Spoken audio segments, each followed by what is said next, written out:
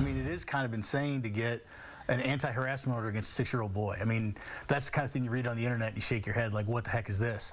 But the inaction of the school district really has forced us to do something that we kind of see as ridiculous, that it's gotten to this point. But this Spokane family said they had no other choice than to go to court to protect their child. The Piper family knows it sounds strange that they'd have to go to court to file a protection order against a kindergartner. But when a boy in their child's class repeatedly sought out their daughter, punching, even tackling her, well, they tried everything to keep her safe. And then they reached out to the court and KXLY4. Our Melissa Luck explains what happened next in her exclusive report. Their story begins as school began at Balboa Elementary School in North Spokane. Our kindergartner came home and told us, you know, there was a little boy at school who was chasing her around on the playground trying to kiss her. And we're like, well, yeah, it's your kindergarten, that's what they're gonna do. And she told us that he had pushed her up against a fence at one point and tried to kiss her and was like pulling on her clothes and stuff. But that was just the beginning of the Piper family's nightmare.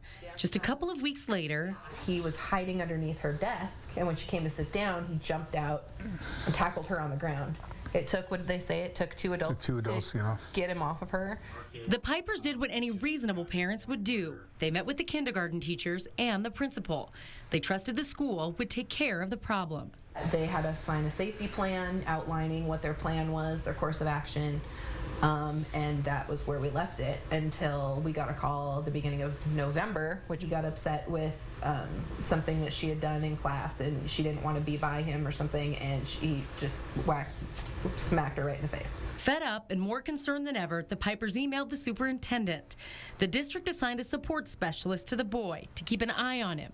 A few weeks later, it happened again. There was a substitute teacher that day. There was only one IA that day, and he got around the person and hit her.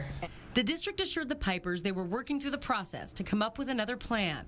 The same privacy laws that keep them from telling us what they're doing kept the Pipers in the dark, too. I think after the last attack in November, she had said, you know, I really wish I wasn't me today, which is the kind of thing that, you know, as a father, just kind of makes you see red a little bit.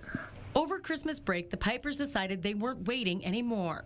Today, they came to juvenile court to ask a judge to sign an order keeping the child away from their daughter and out of school. At this point, really, it's just about getting the district to do what they should have done from the beginning.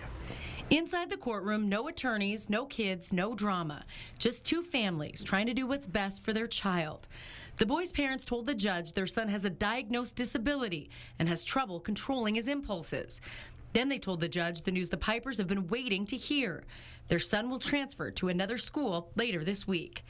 The district told us the move has been in the works for weeks, that it wasn't the court hearing or our calls to the district last week that forced the transfer, and that federal privacy laws prevented them from sharing that information with the Pipers any sooner.